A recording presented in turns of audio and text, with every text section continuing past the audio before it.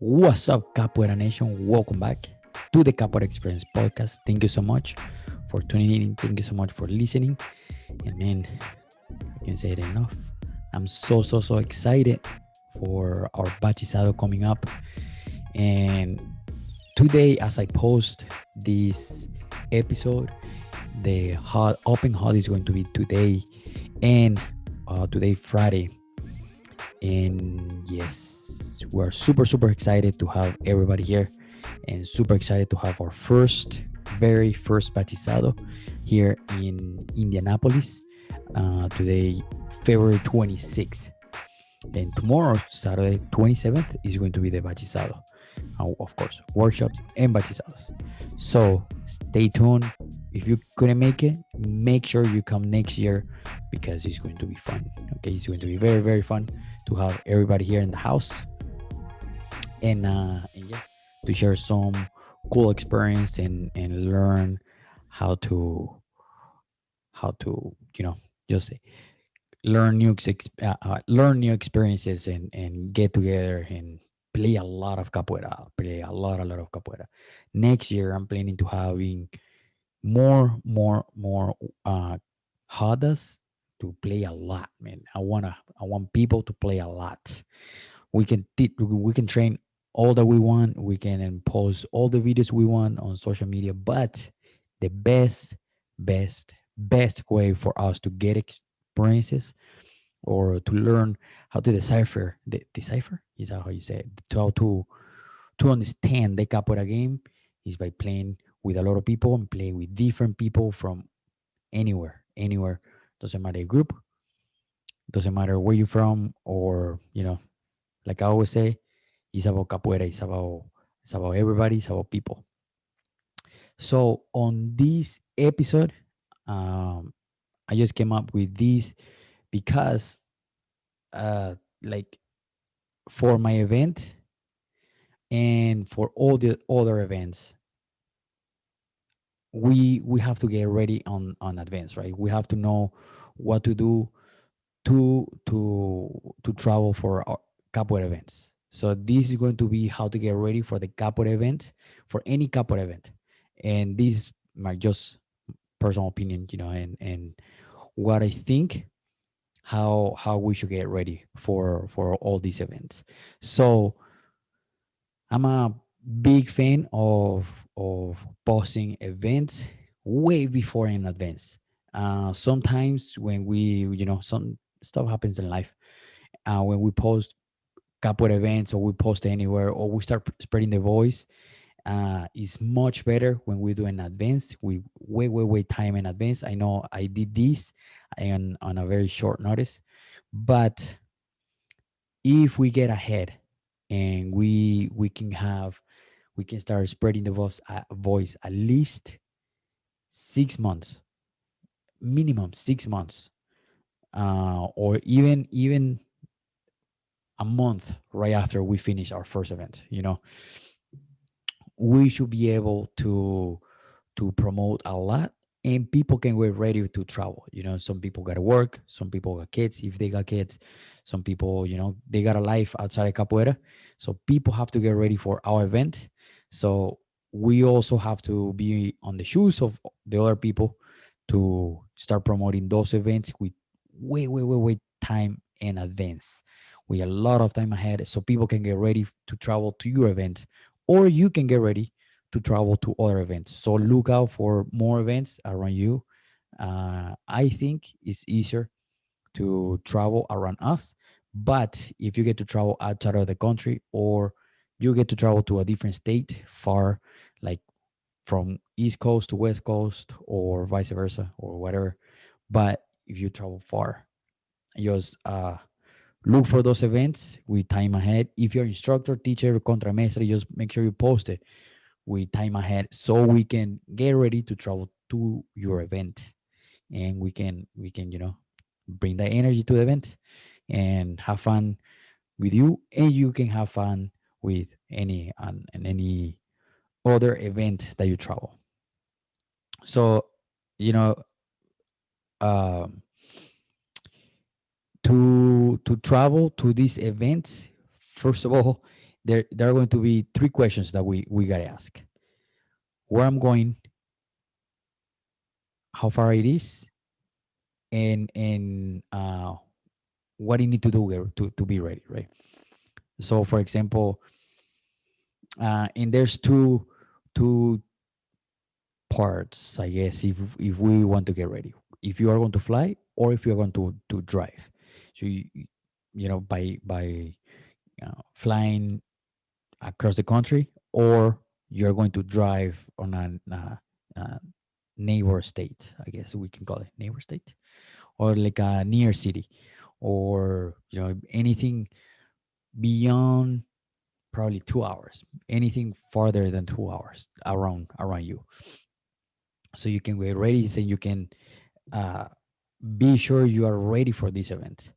And so, for example, like, am I going to travel the whole weekend?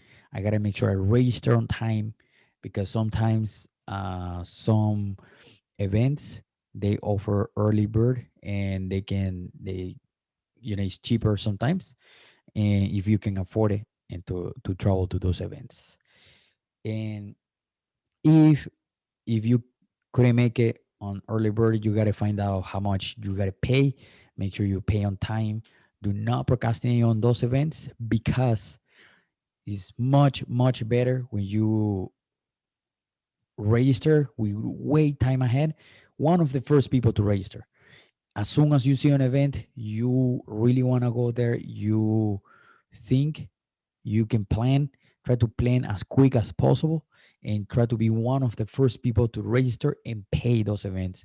That way you reserve your spot and reserve your shirt, if there's shirts that are coming with a fee. Also, um, you got to make sure you train harder. You got to make sure you train, for example, so this uh before classes, um, just train harder. You gotta train, uh, go to class, and again, this comes back to supporting your class, supporting your teacher, making sure you pay your teacher and all that, to train, and to reinforce what you already know. So once you travel, you're ready to to play with anyone. Uh, because on those events are going to be a lot of classes. I've been on events, on Capoeira events, where sometimes those events start 9 a.m. or 10 p.m., 10 a.m., I'm sorry, and they go as far as 9 p.m. or 7 p.m. The very, very last workshop. So if you're ready, and you work a lot, and you train a lot, and you're ready to rock those workshops, you're ready. And just make sure prior to those events you eat light. You don't eat too heavy, especially you can is you can eat light carbs, for example, like oatmeal. Oatmeal is really light, and it helps you to not feel too heavy, and it still gives you a lot of energy. I don't know how, but I guess the carbs in the oatmeal is going to give you a lot of energy. And every time I eat oatmeal, man, I just get like really hyper. He really really wakes me up. Puts me on a better mood. So he's have a lot of energy for these classes. It's going to be a lot of classes. Usually, a lot of classes are or a lot of events are usually from Thursday through Sunday, or they're usually Friday, Saturday, and Sunday. And usually, it's a lot of workshops in between. And it's a lot of workshops, a lot of classes. So you're going to be moving a lot. Remember, capoeira, we move from the first jinga all the way to until the end of the class. So be ready for you to to be light, train a lot, and make sure I'm guilty on this part because I don't drink a lot of water. I should be drinking a lot of water, but I know. I know I should be drinking a lot of water, but I'm trying to. Okay. But we have to drink a lot of water. We, yeah, just drink a lot of water. Also, make sure you pack your uniform. I think once back in Venezuela, I think I went, we travel like, how far? No, in Brazil, my last trip to Brazil. And in Fortaleza, so I was with my friend Picapao and my friend Iramis. And Iramis didn't train that time. And when I got to the Hada of Mr. Kim, man, when I check, oh, what the heck? Okay, that's the beep of my camera. I don't know why. But so when I check my bag, when I went to change, I didn't have my abadas. I was so embarrassed because that never happens. Okay, but you gotta make sure you have your abadas. Thankfully, my friend Iramis Sedeya, she borrowed me her abadas. It was a little tight because it was a female female abada, but I got it done. So make sure you pack your uniform, your shirt, your abadas, and your cord if your group wears those, and just make sure you have something to play in the hada because a lot of hadas, a lot of hadas have to be whites, and of course there's some flexibility in some events where for hadas or some workshops they don't really care too much about uniform just as long as you participate. And but for my events, you gotta wear white about that, your white shirt and your cord. And yeah, just make sure you have them double check before you head out of your house or wherever you're staying.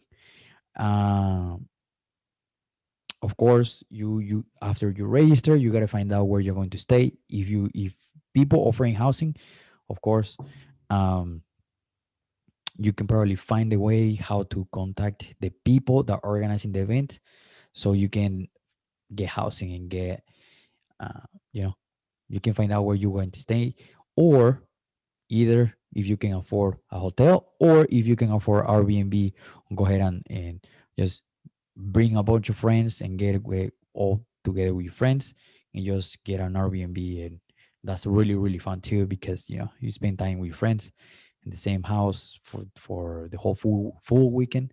It's really really really fun. uh Speaking about the uniform, when I bring my uniform, I normally bring at least two pants, two abadas, and at least uh, 3 to 5 shirts, because I know I'm going to be get super sweaty. I'm going to be super super sweaty, and of course the cord. But at least I have something to change there. There's nothing more uncomfortable the train with a dirty or sweaty shirt. So sometimes I wear the same shirt for 2 classes, but I sweat very very much. So when I'm sweating, I get really hot and my shirt gets all wet and it's just uncomfortable. So I rather bring the extra shirts, 2 3 shirts. If I would just wear two, fine, but I rather to have more. They have just two, and just wearing dirty shirts and get all stinky. And also, of course, the shirt of the event if they're offering shirt.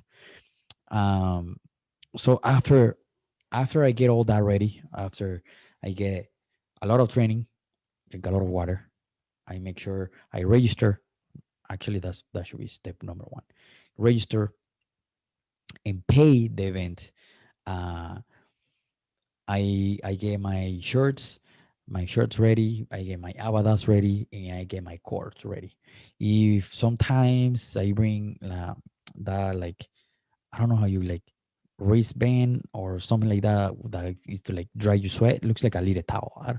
What is the name of that? If you know a name, let me know in the comments below because I don't really know the name of that. So if because I sweat a lot, so I can dry my sweat with that. sweating thing. And let me see what else. So yeah, I get my uniform. I drink a bunch of water, um, which I need to drink a lot of water. Also get my abadas ready, my uniform ready, and just train a lot and keep training, keep moving. And I think that's it. Before the event, we haven't get now to the trip, but what else? Also stretch a lot too. You gotta stretch, stretch, stretch. Keep stretching. And even before, even if you are not going to travel to events, make sure you stretch. I've been liking stretching lately, and I'm paying the price. So I can tell you on first hand, if you don't stretch, it's going to hurt because your muscles are going to get tight. So it's better for you to stretch and move. So yeah. So if we get into the two categories, okay, if you are going to drive or flight, okay, let's go over driving first. And the most important for me personally, snacks. You gotta bring the snacks. Gotta bring those snacks if you're driving. So these, remember, this is driving. Okay, when we pack, whenever me and my wife are going to travel to different events, we pack it, water. We make sure we bring a bunch of water, at least one case of water. We bring what else? Uh, Water. We bring chips. We bring, because in driving, I get tired if I'm not chewing something. I get I start getting sleepy, so I need to chew something as I drive. Protein bars are really quick and really easy to grab, to grab a snack. Fruits like bananas are really easy to pack. You don't have to worry about keeping them cold or whatever. You just pack them and just eat it whenever. Oranges, apples are really easy too. You just wash it really quick, pack it, and just wipe it around and just start eating it. You don't have to be peeling anything. You just start biting it. Energy drinks, man. Energy drinks are so crucial for me because I need that energy. I need a boost. I need something to wake me up. I don't know if you can hear, but there's an alarm sounding, an alarm going off on the background. Oh, stop it. So yes, and always snack. Number two is going to be uh, um, I make sure I bring towels because I don't know if where I'm going to stay they're going to offer me towels, and I like to have my personal towels, and especially because if I'm going to drive, I can bring it with me. Um, and I like to dry myself with my personal towel. I don't know, it's just a personal opinion. And we also usually bring blankets and pillows. If we can, we bring an air mattress. We keep the air mattress. We actually just got one last year. I think it was last year. With um, so we usually bring that with us. I also usually bring with me any sort of like balm to rub my muscles because I get sore. Sometimes my wrist hurts, so I like just rub a little bit of that, and that helps to any sort of inflammation. If you are watching the YouTube video here on my hand, right here on my wrist, I get a little bump. I don't know what it is, but I get a little bump here, and when I'm on my hands, it hurts a little bit.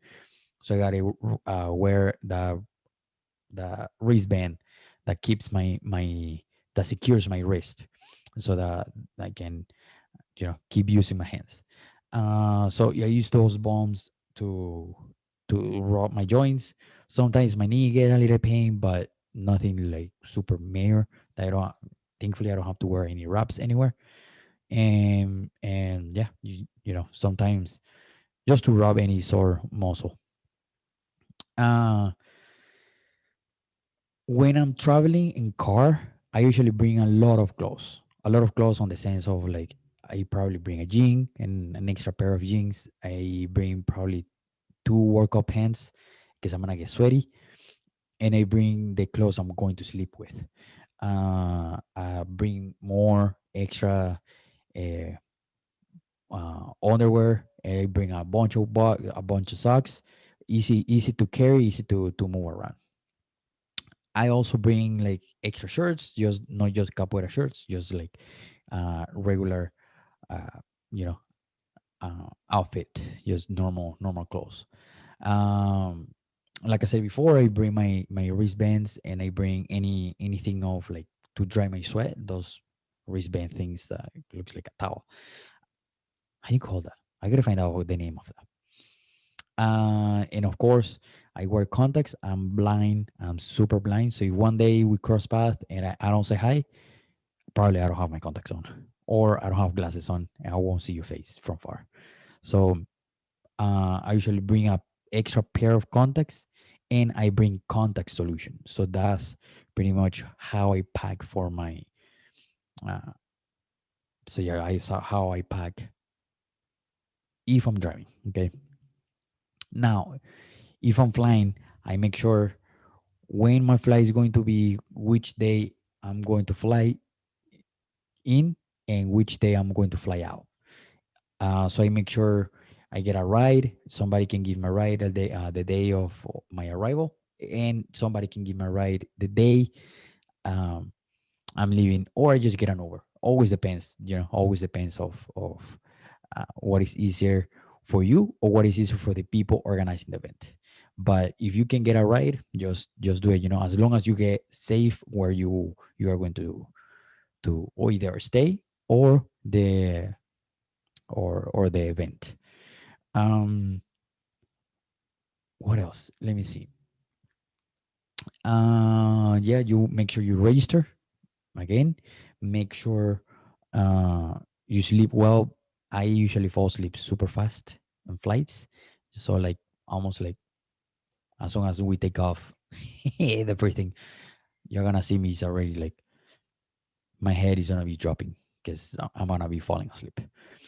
For my flight, I make sure I have my ticket, my flying ticket, my confirmation ticket. If I usually don't check in bags unless it's really long time. But if you check in bags, of course you're checking confirmation. Um, I bring my ID, so I make sure if I have to drive, I'll drive somewhere. But I gotta check in on security for people to check in my ticket. Um, for this, if I fly, I pack very light. So I pack probably one pair of jeans. I pack. Oh, for driving, I also bring like at least like two pair of shoes, and probably flip flops depending on of the weather. So on flight, I bring at least one extra pair of shoes, or flip flops, and of course the shoes I'm walking at the moment. But I don't usually bring too much shoes, too many shoes. Um, I usually bring one workout pants. Of course, my abadas, my at least two abadas. I'll bring 4 or 5 shirts, 3, 4, 5 shirts, something like that, around that number. Um, what else? What else do they bring in the suitcase? Of course, underwear that I'm gonna wear. My personal items like soap, shampoo, all those kind of stuff. Of course, my contacts and my contact solution, those like little traveling ones. Those are really they come to handy very well. Uh, just make sure you get the clear one, the clear case, because I know it's stupid. I know it's gonna sound stupid, but the day there was a one time I travel. Was it me or somebody told me? I don't remember that they travel and they had the contact solution, and the contact solution was like that, like white little bottle. I forgot the name of the case. Optifree, I think it's called. And somebody told that person or me, I don't remember. They like make sure you bring the clear contact solution bottle, because we stop a lot of people because this one is not clear. And I was like, but that's how they make it. That's why it's traveling, right? But you know, you probably are asking the same question: why they have it? Why if they are gonna stop people, right? But that's what I got on the airport. And since then, I travel with a clear contact solution. So make sure you have your if you're running late or you need to pass through security really quick, just make sure you have a clear contact solution. That way, just pass really quick. Um, of course, if you're not checking in bags, you just bring your carry-on. Um, maybe bring towels. Always depends how I feel. Uh, it depends where I'm going to stay, or sometimes I just bring it. Uh, maybe towels. I of course I also bring my balm to rub my muscles, to rub anything that is going to help to relax my muscles, my wristband, and that's pretty much how I pack. Of course, once I pass, I maybe get a coffee there, I maybe get a snack in there. I usually eat really light the day before because I don't want any accident in my way. So uh, I don't usually drink a lot of water the day I'm flying, or usually I don't drink uh, a lot of water the day before because I don't want to be getting up every 5 minutes to go to a restroom in the plane. Plus, before I used to like flying. I don't remember where did I fly. My wife was the one that told me to get. Thanks to her, I'm thinking on getting more the the the aisle seats because it's easy for you to get out if you need to go to the restroom. So you don't have, sometimes you get people next to you on the flight and they fall asleep, and you gotta like try to like walk over them. So it's better for you to be on the aisle. So if you get out of, if you need to go to a restroom, you just go there really really quick. Yeah, I make sure in the airport, I make sure I move, I stretch a little bit before uh sitting for really really long time on the plane, or sitting for too long in the plane for me to travel. I try to again to eat light because I don't want any accidents in the plane. Thankfully, nothing happened before. I didn't have, or I haven't had any accident in the plane. So make sure make sure you just know your limits. You never know. And yeah, I think I cover all. How do you get ready? How do you get ready though? How how do you get ready to travel for those couple events? Next this year, I'm pretty sure a lot of events are going to be happening. This year, I'm pretty sure there's going to be a lot of couple events, especially probably for the fall uh, of this year, and definitely next year, because a lot of people are itching for traveling. So how do you get ready? Do you How do you get ready if you drive, or how you get ready if you fly? What do you bring with you? What kind of clothes do you bring? And do you eat a lot, or you eat just really light, or just normal? You know, how do you get ready for traveling? So let me know in the comments below. Make sure you subscribe. Follow us on Instagram because we have a lot of information there. I have vlogs for the behind the scenes on for the event, for the bachizado. Like I mentioned before, I'm going to be posting any behind the scenes of traveling, getting ready to travel. How for the bachizado, this bachizado, I'm vlogging uh, and documenting how if you're watching on the YouTube channel, here behind me I have some cabazas and beating bows that I'm bringing actually today to the studio to have it ready for this weekend. Um, so yeah, that's how I get ready for capoeira events, or how me and my wife get ready for capoeira events, to either to drive or either to flight. Okay, so make sure you be ready, pay for those events on time, don't wait for them very last minute. Okay, and keep traveling, keep having fun with capoeira, keep supporting your school, keep training, and keep part of the capoeira community, and keep listening to the podcast because it's super super fun.